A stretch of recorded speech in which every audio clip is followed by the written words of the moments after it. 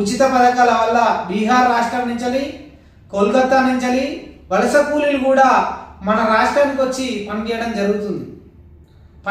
జరుగుతుందంటే వాళ్ళు ఇక్కడి నుంచి ఇక్కడ ఏదైతే రెవెన్యూ ఉందో ఆ రెవెన్యూని అంతా వాళ్ళు ఒక మేనేజ్ రూపంలో అంటే వాళ్ళ వర్క్ రూపంలో తీసుకొని వాళ్ళకి అక్కడికి వెళ్ళిపోయినప్పుడు మనకి ఇక్కడ రెవెన్యూ అనేది ఉండదు. ఇక్కడ ఉండనప్పుడు మన దగ్గర డబ్బు లేనప్పుడు అంతా అక్కడ డబ్బు పోయినప్పుడు ఇక్కడ మన దగ్గర డబ్బు ఉండదు.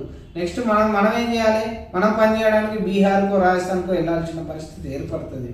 కాబట్టి తెలంగాణ ప్రజలారా, తెలుగు ప్రజలారా, మీరు ఏదైనా ఉంటే ఇలాంటి వాళ్ళని బహిష్కరించండి. మార్వాడీస్, బీహార్ని కూడా బహిష్కరించండి. కొన్ని ఇప్పుడు ఏం చేస్తాయంటే కులతత్వ పార్టీలు పెట్టుకొని మతం పేరుతో వస్తున్నాయి. మతం అనేది ముఖ్యం కాదు, మన బ్రతుకు అనేదే ముఖ్యం. మన బ్రతుకు కావాలి, మనకు జ్ఞానం కావాలి. ఆ జ్ఞానం అనేది ముఖ్యం. మతం, కులం అనేది మనకు ముఖ్యం కాదు.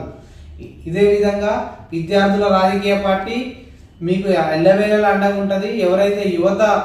ఎవరైతే రాజకీయాలని ఈ రాజ్యాన్ని మార్చడానికి ముందుకు రావాలనుకుంటున్నారో విద్యార్థుల రాజకీయ పార్టీలో మీ చేయి కలపండి. విద్యార్థుల రాజకీయ పార్టీలో మీరు ముందు నడవండి. ఈ విద్యార్థుల